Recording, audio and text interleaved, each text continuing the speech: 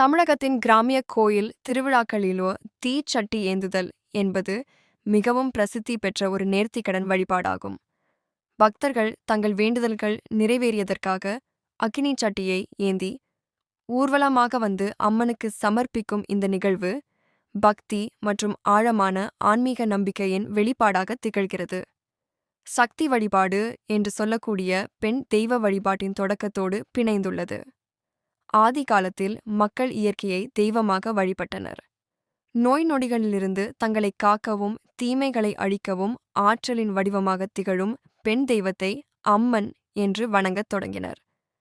திரௌபதி அம்மன் வழிபாட்டில் தீச்சட்டி ஏந்துதல் மிக முக்கிய பங்கு வகிக்கிறது. பாண்டவர் வனவாசத்தின் போதும் குருக்ஷேத்திர போரின் போதும் அம்மனை துதித்து வழிபட்டதாகவும் அதன் தொடர்ச்சியாகவே தீச்சட்டி ஏந்தும் வழக்கம் உருவானதாகவும் புராணங்கள் கூறுகின்றன. ஊரை தாக்கும் கொள்ளை நோய்களான அம்மை, காலரா போன்றவை குறைய வேண்டுமென்றும் மழை பொழிந்து விவசாயம் செழிக்க வேண்டும் என்றும் கிராம மக்கள் அம்மனிடம் வேண்டிக் கொண்டனர். தீய சக்திகளை அழிக்கும் ஆற்றல் அக்னிக்கு உண்டு என்பதால் அக்னியை ஏந்தி அம்மனை துதிப்பது தீமைகளை அகற்றும் செயலாக கருதப்பட்டது. தீச்சட்டி ஏந்துதல் என்பது வெறும் சடங்கு மட்டுமல்ல, இது ஆன்மீக ரீதியாக பல அர்த்தங்களை கொண்டுள்ளது. அக்னி என்பது அசுத்தங்களை நீக்கி அனைத்தையும் தூய்மைப்படுத்தும் வல்லமை கொண்டது.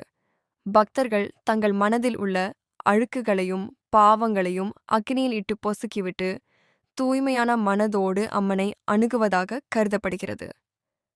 தீச்சட்டி ஏந்தி ஊர்வலமாக வரும்பொழுது ஒரு பக்தன் தன் ஈகோ அகந்தை முழுவதையும் அந்த சட்டியில் எரித்து விடுகிறான். அந்த வலி மற்றும் சிரமத்தை ஏற்றுக்கொண்டு அம்மனை துதிப்பதன் மூலம் சரணாகதி என்ற நிலையை அடைகிறான். அம்மன் அருளின் அடையாளமே அந்த ஒளியாகும். தன் வாழ்க்கையிலுள்ள இருளை போக்கி அம்மன் ஒளிமயமான வாழ்வை தர வேண்டும் என்பதை இது குறிக்கிறது. இந்த சடங்கின் பின்னணியில் சில அறிவியல் மற்றும் உளவியல் உண்மைகள் பொதிந்துள்ளன. தீச்சட்டியை தலைமீது சுமந்து நீண்ட தூரம் நடப்பது என்பது உடல் ரீதியான சகிப்புத்தன்மையையும் மனக்கட்டுப்பாட்டையும் கோருகிறது. இது ஒருவித தியானம் அல்லது மைண்ட்ஃபுல்னஸ் போன்றது. ஒரு குறிப்பிட்ட இலக்கில் கவனத்தை செலுத்தும்போது மற்ற கவலைகள் மறைகின்றன. அதிர்வுகள் மற்றும் ஆற்றல் நெருப்பிலிருந்து வெளிப்படும் வெப்பமும் அக்னியின் ஒளியும் ஒரு குறிப்பிட்ட அதிர்வுகளை உருவாக்குகின்றன. இது பக்தர்களின் மூளையில் எண்டோர்பின் போன்ற மகிழ்ச்சி மற்றும் அமைதி தரும் வேதிப்பொருட்களை சுரக்கச் செய்து ஒருவிதமான ஆன்மீக பரவசத்தை ஏற்படுத்துகிறது. ஊர்வலமாக செல்லும்பொழுது எழும் இசை, மந்திரங்கள் மற்றும் மக்களின் கூட்டு பிரார்த்தனை ஒரு நேர்மறையான ஆற்றல் மண்டலத்தை உருவாக்குகிறது. இது சமூக ஒற்றுமையையும் மன அமைதியையும் அதிகரிக்கிறது. நொறுப்பினால் உருவாகும் புகை மற்றும் வெப்பம் சூழலில் உள்ள சில கிருமிகளை அழித்து ஒரு குறிப்பிட்ட தூய்மையான சூழலை உருவாக்குவதாக பாரம்பரிய மருத்துவத்தில் கருதப்படுகிறது.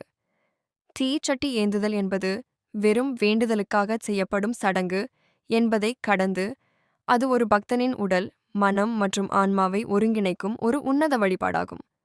தியாகம், பக்தி மற்றும் தன்னம்பிக்கையின் அடையாளமாக திகழும் இந்த வழிபாடு தலைமுறைகளை தாண்டி நமது கலாச்சாரத்தின் அழியாத அடையாளமாக தொடர்கிறது.